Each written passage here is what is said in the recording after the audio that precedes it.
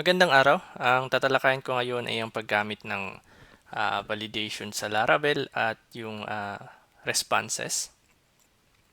At nga pala API pa rin yung ginagawa ko at Postman pa rin yung gagamitin ko pang test.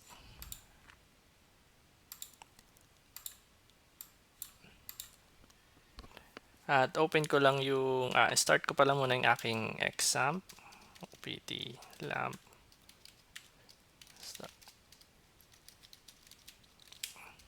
Tapos, open ko na rin yung aking VS Code.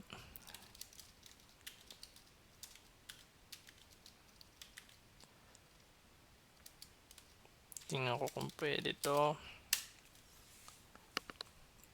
Pinagsama ko lang yung dalawang commands. Open na rin ako ng browser. Tapos yung Postman.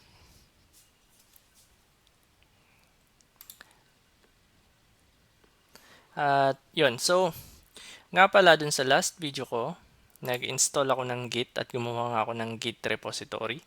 Kasi si VS Code meron siyang default na, by default, natatrack ni VS Code yung new changes at nagkukulay green siya. Kaya lang dun sa last video ko, hindi siya lumabas kasi kailangan palang i-restart yung VS Code. Anyway, git add all, git commit -m, initial create function.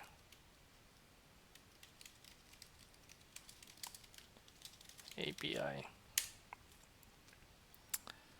Okay. Kinumit ko lang yung aking last changes para wala na siyang kulay green. So, nandito ako sa aking controller, PADA controller. Gusto ko siyang lagyan ng validator or ng validations. Kasi minsan gusto natin i-handle kung valid ba yung mga datang pinasa sa atin. Saka bukod doon, gusto rin natin mag-return ng message in case na hindi valid yung pinasa sa atin or kung success. At siguro kung iniisip nyo na gagawa tayo ng if conditions para i-check kung pasok sa standard tong kada request o pasok sa standard natin yung kada data na to, tama naman yung ganong approach. Pero since Laravel nga, pwede natin gamitin yung validator class ni Laravel or validation. Open ko lang tong browser, tapos Laravel documentation. Version 7 yung aking Laravel, kaya dito rin ako sa version 7 tumitingin. Tapos search ko lang yung validation.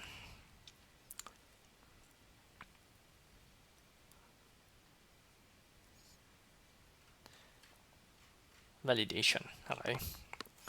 Tapos, gaya ng ibang classes or ibang classes sa Laravel, marami ring paraan para gamitin si validator or validation ba? Validator ako ng validator. Pero ang pipiliin ko dito itong manually creating validators. Kasi yung iba by default nagre-redirect siya sa previous page na yung last page na nag-load. Pero since API nga tayo, wala tayong previous page. So usually JSON lang yung ating response.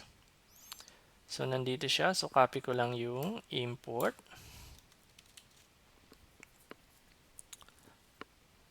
Ilagay ko siya sa ating product controller. Save. Tapos copy ko to.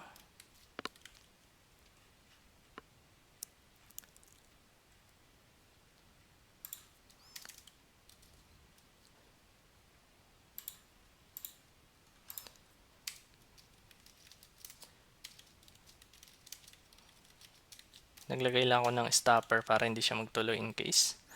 Tapos,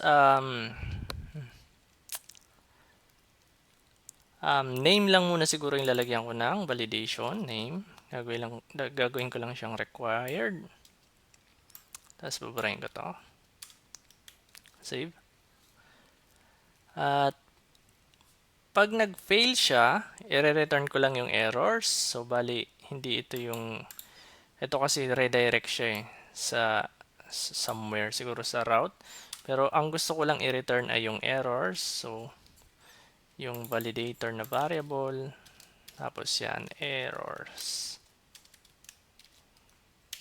Tapos, semicolon dahil PHP to. Tapos, babalik ako dito sa postman. Tapos, siguro sa body, uncheck ko siya. Ibig sabihin, wala siya. Or, sige, ilagay ko na lang name X. Okay. At yan, so nag-output siya ng error na yung name daw ay dapat required. At yung laman pala nung validator errors ay array. Kaya yung response ay automatically naging JSON. Kaso kung mapapansin nyo dito sa Postman, 200 yung kanyang status code. Ang normal na meaning ng 200 is okay or successful. Kaso nga may error tayo, which is ito nga. Para mapalitan yan, pupunta lang ako dito sa documentation. At sa somewhere, ito, response, new tab ko na lang. At copy tayo ng sobrang dami rin kasi ng pwedeng gamiting responses kay Laravel. Pero pag API, ang madalas kong gamitin is yung JSON responses. So, copy ko to. Balik ako sa controller. Tapos, i-paste ko siya dito. Wala na siyang import na kailangan. Tapos, copy ko tong laman. Copy ko. Comment ko na lang pala to. Tapos, instead na static na array, ang ipapasok ko itong si yung error mismo. At lagyan ko na rin ng status code na 422. Hinardcode ko lang muna. At madalas ko kasi itong ilagay pagka may mali sa input. Tapos, subukan ko siya ulit. Ayan. So, nandito na siya. May error tapos napalitan na yung status code. Hindi na siya 200. At medyo another tip lang siguro na kung kayo ay nagbabalak na gumawa ng sarili nyong listahan ng class ng status codes or constant ng status codes. Tapos, kukopyahin nyo lang din yung nasa internet. Halimbawa, HTTP status codes. Ayan.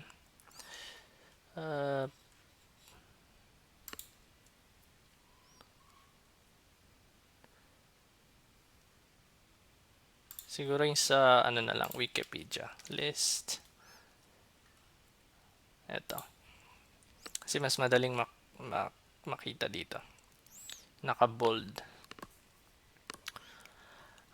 Pwede nyo nang imbis na gumawa kayo ng sarili nyong class, tapos kukopyahin nyo lang din tong mga 100, 102, 200, 201. Pwede nyo nang gamitin yung built-in status code constants ni Laravel. So, babalik lang ako sa controller, product controller. Tapos, i-import ko lang siya. So, use illuminate. Copy ko na kasi ang hirap ng keyboard ko. Tapos, HTTP JSON response. JSON response. Save. Tapos, gagawin ko ulit 200 yung response. Halimbawa lang to Oops, sumobra na yata ako. JSON response. Tapos, HTTP underscore okay. Save. At balik ako sa Postman at i-resend ko siya. So, yan. 200 na ulit yung status code. So, ngayon, gumana siya. At siguro marahil naguluhan kayo kasi HTTP okay yung tinype ko. Ulitan ko lang to. HTTP underscore okay yung tinype ko, pero 200 yung lumabas dun sa Postman. So, pwede kong explain yung code. Itong JSON response ay in-import natin sa itaas. Ito. Or use, meaning in-inherit natin yung class na JSON response. So, parang trait siya kung matatandaan nyo dun sa PHP basics ng OOP video. Yung OOP video ko pala sa PHP basics. Tapos, bumaba naman tayo dito. Ito namang JSON response ::HTTP okay. Ina-access lang natin yung value ng constant na HTTP okay. Kung matatandaan nyo rin, nasa video rin yan ng PHP Basics, yung constants, yung topic. Hanapin nyo na lang somewhere dyan sa channel ko o kaya sa ibang YouTube channels. At ngayon, dahil sobrang gamitin itong HTTP okay, nakabisado ko na siya. Pero halimbawa, gusto ko ng ibang HTTP response code. So, pwede nating hukayin yung listahan na yan. So, open tayo ng Explorer. Tapos, itong, pag nakita nyo yung Illuminate, ibig sabihin lang yan, Laravel framework yan. So, baba tayo dito sa, minimize ko lang itong iba. Vendor. Somewhere yan dito. Laravel framework. SRC. Illuminate. HTTP. Tapos, JSON response.php. So, ito yan. Oops, deletean ko muna to. Okay. So, wala dito yung listahan ng HTTP codes kasi itong, wait lang, itong class na to, nag-extend lang dito sa base JSON response or itong JSON response. Tapos, hanapin ko naman kung nasan tong JSON response. Nasa Symfony daw siya. Symfony. Take note na JSON response yung hinahanap ko, hindi itong base JSON response. Kasi alias lang tong base JSON response. Kasi nga meron siyang as. So, ito pa rin yung totoo niyang pangalan. So, scroll down ko lang kasi alphabetical naman to. Malamang yung Symfony ay nandito. Tapos, HTTP Foundation.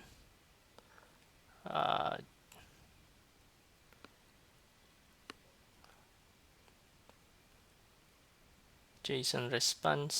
Ito, JSON response. Okay. Scroll down ko lang. Okay. So, ito palang JSON response.php, nag-extend lang din siya dito sa response na class. Tapos wala siyang in-import sa taas. So, i-assume ko na nandito lang din siya, ka-level lang siya. Response. Ito. As ayan. Nahanap ko rin sa wakas. Tapos, so, kunwari gagawin ko siyang, naghanap lang ako ng pwede. Kunwari itong 406, gusto ko 406 yung lumabas. So, copy ko lang tong HTTP not acceptable. Tapos, babalik ako dun sa aking product controller. Nasaan na? Itong mahirap pag maliit yung screen. Paste. Save. Tapos, resend ko sa Postman. Okay, so naging 406 na siya. So, yan. Imbis na gagawa kayo ng, ang tawag dito? Gagawa kayo ng sarili nyong constant. Pwede nyo nang gamitin yung itong response.php or yung JSON response, yun yung in-import natin. Itong JSON response. Pero pwede rin yan direkta teka lang Kung gusto nyong direkta to, pwede nyo naman ito yung gamitin nyo. So, use, dito ko nga siya sa tabi. Sobra. Pwede kasi yung ganyang case, tapos, ano ba yung kailangan ko dyan? Yung class na response. Ay, so pwede rin yung ganyan. Tapos, palitan lang natin to ng response. Ayan, so gagana pa rin siya. Pero ako mas sanay ako dito sa Illuminate. Mas maganda tingnan kasi pare-pareho silang Illuminate. At yun nga, imbis na gagawa kayo ng sarili nyong version, pwede nyo na lang tong gamitin. Pero sabi ko nga kanina, ewan ko kung nasabi ko nga ba kanina, nasa inyo pa rin kasi malay nyo meron kayong sariling response code. So pwede naman yun. At dito sa Postman pala, teka lang, babalik lang ako. JSON lang yung response natin, walang context. Minsan meron mga front-end developer na gusto nila may wrapper yung error. So, balik lang ako sa controller at dagdagan ko lang ng konting palamuti. Okay, so dahil maliit yung screen ko, format ko na lang siya.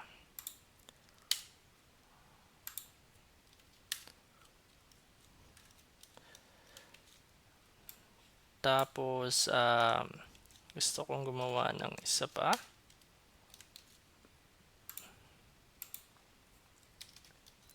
Error. Array lang to. Gumawa lang ako ng isa pang array. Status code.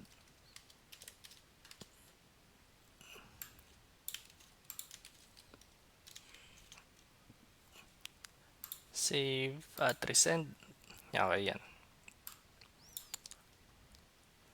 So, ngayon, kukumpletuhin ko na yung aking validator sa ibang field kasi meron pa akong name, price is for sale, tsaka available stock. Balik lang ako dito. Name, ano yung sunod? Price.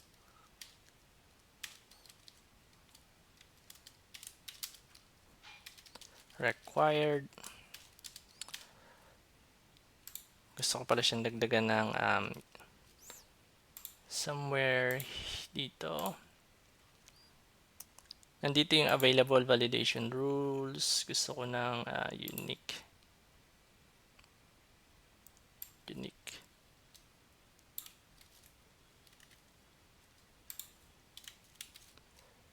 Tapos ito yung product table to, products. Tama ba? Unique, hindi. Tapos ito naman is decimal.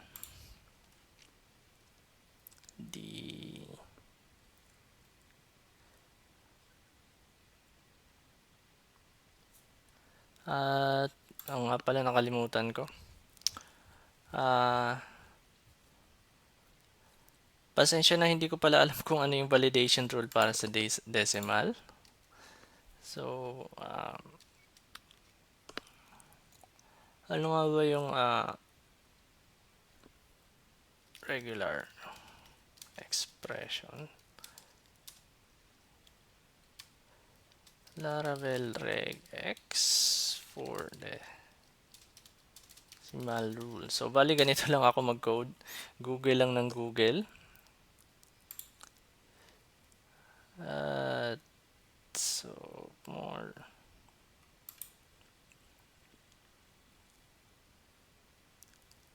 How to validate money in Laravel 5.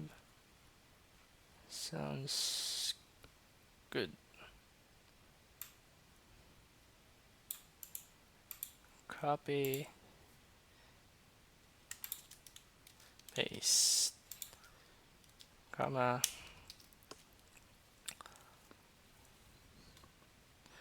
At so based dito sa combination ng syntax, pinifilter lang niya na dapat decimal.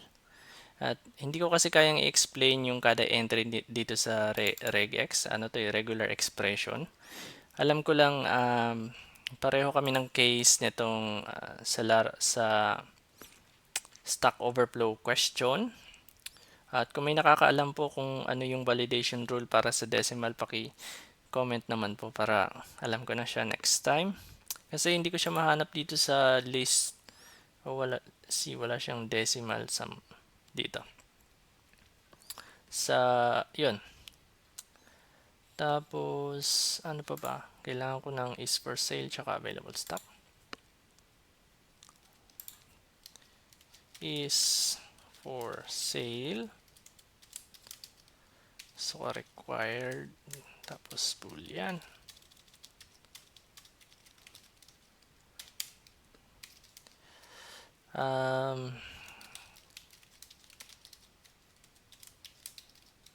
Require integer. So, itong dalawa nandito lang siya sa ito, boolean tsaka integer. Pero hindi yan yung exact syntax kasi madalas ko itong gamitin. So, pag clinic mo yan, paano siya gamitin? Hindi. Ito pala yung exact na syntax. Yung hindi malaki yung first letter. So, maliit lang. Save. Oops. Hindi S, kundi save. At so, bali pag successful, return validator.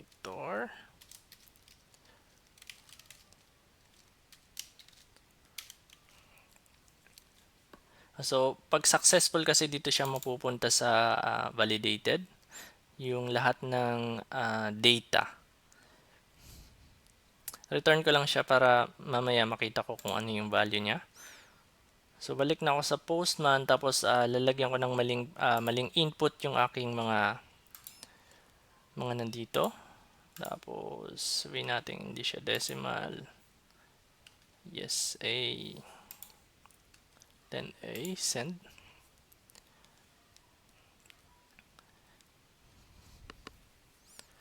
At yan, so na-filter naman niya, pati yung price is invalid. At siguro napansin nyo dito na hindi ko na kailangang i-find yung kung existing ba yung product name na to. Yung product name na yan. Kasi dinagdag ko lang siya dito sa validator na to. Dinagdag ko lang siya as unique. Validation rule siya. Tapos nilagay ko kung anong table siya titingin. So, ngayon, subukan ko naman na maglagay sa Postman ng mga tamang entry. Sabihin natin dash. Oops. Soap 99, available stock 11. Up, yes.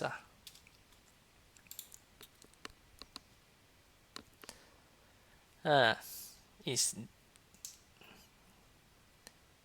the is for sale field must be true or false.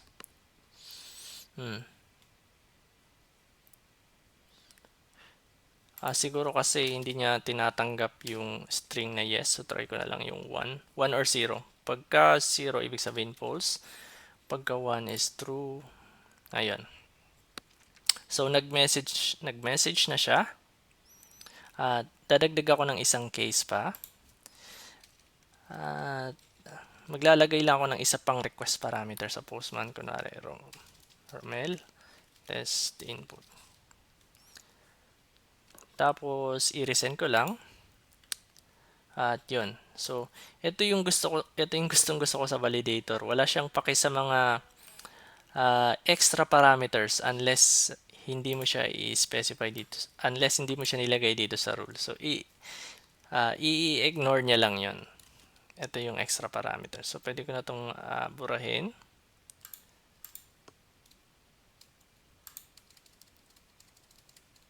Let's try ko ulit. Same pa rin. Ngayon, isi-save na natin yung record. So, puntahan ko lang siya dito. Tapos, gagawa ko ng variable na validated underscore data, kahit anong ipangalan. Ilalagay ko lang tong value nito. Tapos, check ko kung may laman to. Actually, basic syntax lang to ng PHP. No need to explain. At try nating i-return to kung nakuha nga ba niya.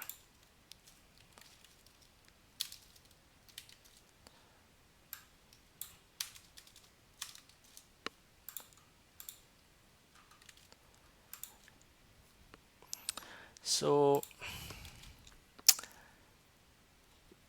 isang tip lang kung gusto niyo yung mas tipid pa to sa line. So, pwede ko tong i-cut ko tong buo Hindi, i-comment ko na lang siya. Copy ko to. Comment ko yung original. Kung gusto niyo mas matipid sa line, pwede niyo i-cut to. Tapos siya yung ilagay niyo dito. Paste. Oops, kasi kasama yung semicolon. Save. Tapos, pag trinay nyo yan, gagana pa rin ng tama. So, mas matipid ng isang line.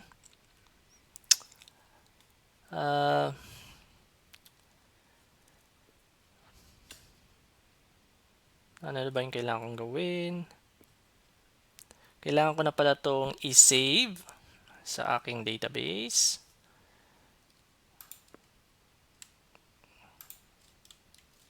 Oops.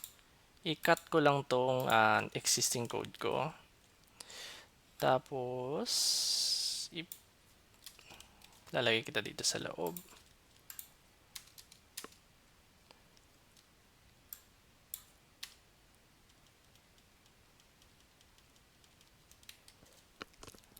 Tapos, imbis na request, gagawin ko na lang siyang validated data. Control D, 1, 2, 3, 4. Paste, validated data. Save. At i-run ko na siya sa Postman. Yan, so product has been created. So, pwede ko palang gamitin yung response ulit para hindi naman, ang pangit kasi ng static text lang.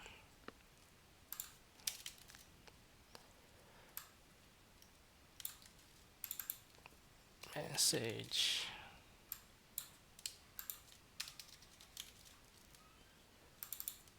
Control D, HTTP underscore. Okay.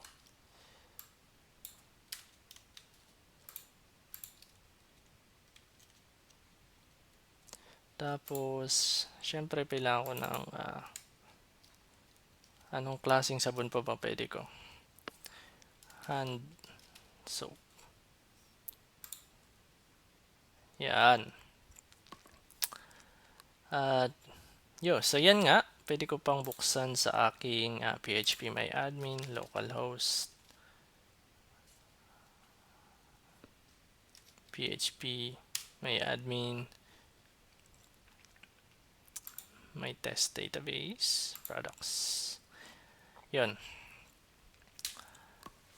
So, same result lang din siya dun sa last video. Nakakapag-add pa rin ako ng product. Pero this time, meron na tayong basic na validations. So, kung gusto nyo pang mag-add ng validation rules, pwede pa yan dito sa, punta lang kayo dito sa documentation. Tapos, click nyo yung validation. Tapos, pili lang kayo dito sa available validation rules. At, kunwari, gusto niyo siyang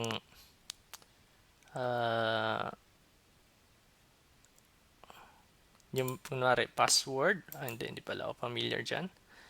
Pwedeng email, kunwari kasi pwede mo siyang i-validate kung valid na email. Yan. Tapos i-add nyo lang siya dito sa inyong validator. pipe delimited lang. So, yung pipe symbol, ito yung patayo na to. Yung parang maliit na letter L. So, yan. Nakapagawa na tayo ng validator at meron na rin tayong simpleng JSON response. At tandaan nyo lang na hindi lang yan yung paraan ni Laravel para ma-implement yung validators at saka response code. Meron pang ibang implementation. So, you can use this or find your own style at si Laravel documentation ang ating gabay. So, dito ko muna tatapusin yung video at maraming salamat. Oops. Bago pala yon, gusto ko siyang i-save. Pwede nyo putulin yung video habang hinahanap ko kung paano to i-save. Learn more about creating collections.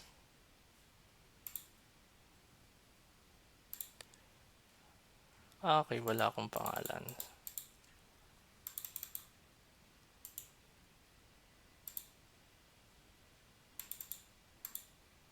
New collection.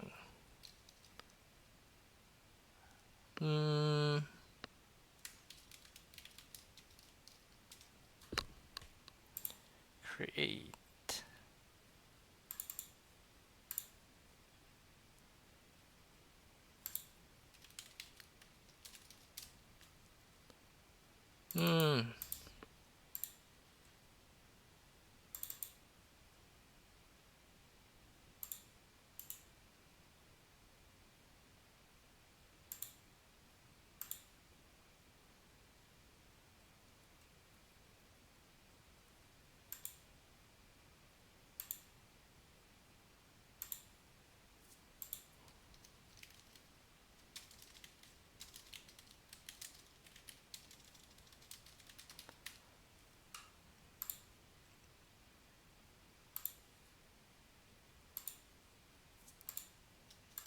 Okay, dahil hindi ako marunong mag-save doon.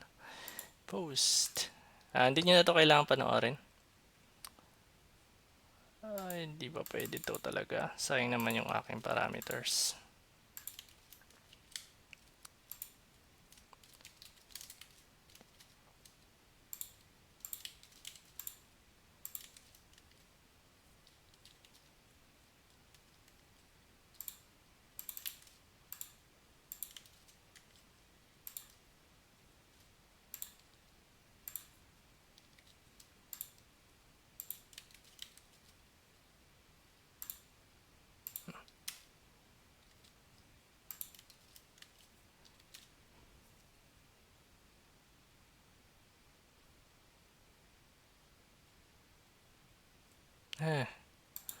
Bakit dito ko siya nilagay sa params?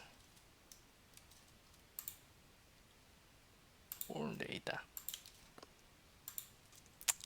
Walang problema. May sipag tayo mag-type. Specialty natin mag-copy-paste.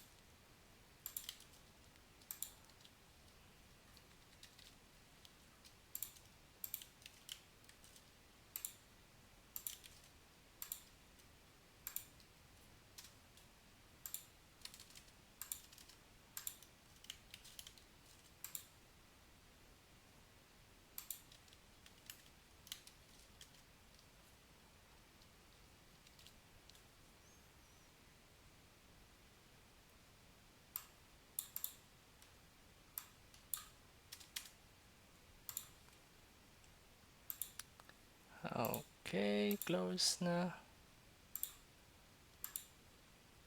Save.